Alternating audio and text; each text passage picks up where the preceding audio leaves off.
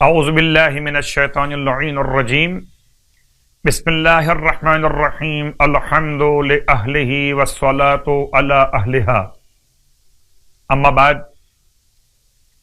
ماہ رجب المرجب کے فضائل اور اعمال کے بیان کی فضیلت آپ کی خدمت مقدس میں اہل اسلام اور اہل ایمان کے لیے آج کی یہ رات برکتوں والی رات، اس کا ایک خاص نام لیلۃ المبعث،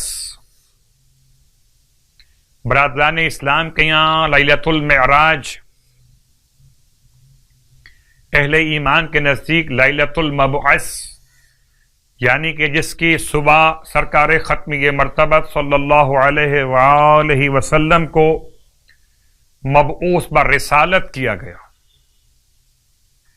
اللہ اکبر، پہلی وحی اللہ کے حبیب پر رجب کی 27 تاریخ کو سورہ مبارکہ علق، اقرأ بسم ربک الذی خلق خلق الانسان من علق اقرأ وربک الاکرم الذی علم بالقلم علم الانسان ما لم یعلم۔ ابتدائی 5 آیتیں جبل نور، غار حرا، مکۃ المکرمہ، رجب کی 27 بعثت کا عنوان قرار پا رہی، اور اسی رات کو مخصوصی روزہ مولائے کائنات علی ابن ابی طالب علیہ الصلاۃ والسلام، اس مناسبت سے اس کا نام ہے لیلۃ الاحیا، زندگی بانٹنے والی رات۔ مصباح میں شیخ نے امام ابو جعفر یعنی امام جواد علیہ الصلاۃ والسلام سے نقل کیا کہ امام فرماتے ہیں ماہ رجب میں ایک رات کہ وہ ان سب چیزوں سے بہتر ہے جن پر سورج چمکتا ہو، اور وہ 27ویں رجب کی رات، جس رات کی صبح رسول اعظم مبعوث برسالت ہوئے۔ آپ فرماتے ہیں ہمارے چاہنے والوں کو چاہیے کہ اس رات میں عمل انجام دیں تو انہیں 60 سال کی عبادت کا ثواب عطا کیا جائے گا۔ راوی کہتا ہے میں نے پوچھا اس رات کا عمل کیا ہے؟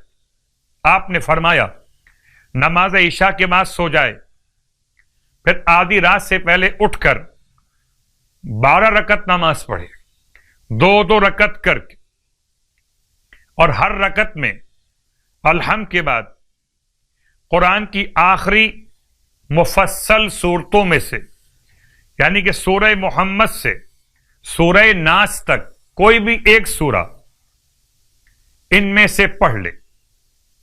نماز 12 رکعت اور کوئی بھی چھوٹی سورہ آپ تلاوت کر سکتے ہیں مفصل صورتوں میں سے، کہ جن کے نام سورہ محمد سے سورہ ناس تک۔ نماز کا سلام دینے کے بعد، نماز کا سلام پڑھنے کے بعد الحمد، سورہ فلق، سورہ ناس، سورہ اخلاص، سورہ کافرون، سورہ انا انزلنا، ان میں سے ہر ایک 7 مرتبہ الحمد، 4 قل اور سورہ انا انزلنا، تو 4 اور 1 5 اور 1 6، الحمد، 4 قل، سورہ انا انزلنا اور آیت الکرسی، یہ 7 چیزیں 7 مرتبہ تلاوت کرنا، اور ان سب کو پڑھنے کے بعد یہ دعا، الحمدللہ الذی لم یتخذ ولدا ولم یکن لہ شریک فی الملک وَلَمْ يَكُنْ لَهُ وَلِيٌّ مِّنَ الذُّلِّ وَكَبِّرْهُ تَكْبِيرًا اللہم انی اسألک بمعاقد عزک علی ارکان عرشک ومنتہى الرحمہ من کتابک وبسمک الاعظم الاعظم الاعظم وذکرک الاعلی الاعلی الاعلی وبکلماتک التامات ان تصلی علی محمد و آلہ وَأَن تَفْعَلْ بِي مَا أَنْتَ أَهْلُ، اس کے بعد جو دعا چاہے پڑھے. اور آج کی رات کا غسل بھی مستحب،